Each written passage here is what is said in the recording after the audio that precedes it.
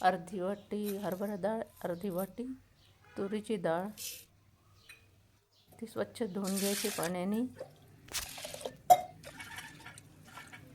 डाळ धुतल्यावर आपण पालक धुवून घ्यायचा स्वच्छ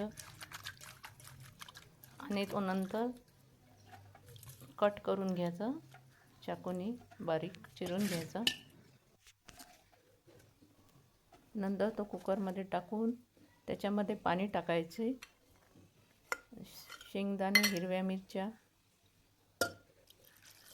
आणि पाणी जेवढं लागेल तेवढं त्याच्यानुसार थोडी हळद टाकून मिक्स करून घ्यायचं आणि गॅसवर तो कुकर लावून द्यायचा. कुकर 10 ते 15 मिनटात होते हा.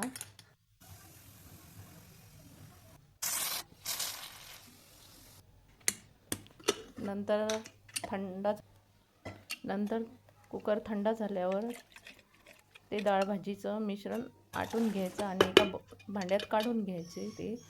आता आपण त्याला फोडणी देऊया. थोडं अर्ध बुटलं तेल, मोहरी, जिरं, कांदा,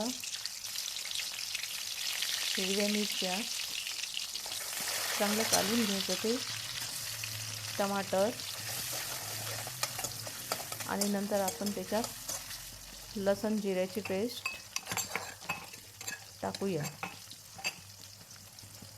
आणि ते चांगलं मिक्स होऊन चांगले 2 ते 3 मिनटं त्याला होऊ देऊया. आपलं चांगलं मिक्सचर झालेलं त्याच्यात तिखट आपल्याला आवडेल तसं, हळद, मसाला आणि थोडी धना पावडर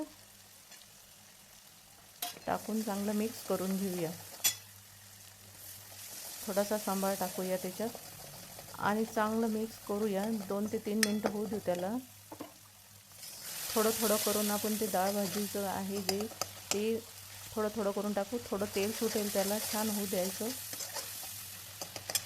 नंतर ते पूर्ण डाळ भाजीचं मिश्रण टाकून द्यायचं त्याच्यात आणि चांगलं होऊ द्यायचं, शिजू द्या त्याला.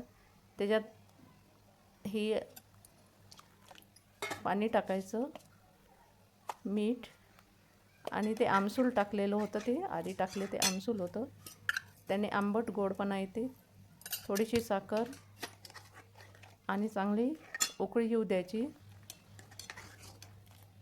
आणि आपली डाळ भाजी रेडी आहे.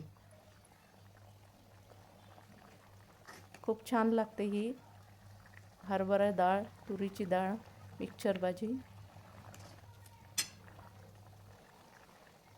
आणि याला चांगली उकळी काढून घ्यायची. थंड झाल्यावर पहा किती छान झाली. आता ती आपण एका भांड्यात काढून घेऊ. त्याच्यात थोडासा सांबार टाकूया.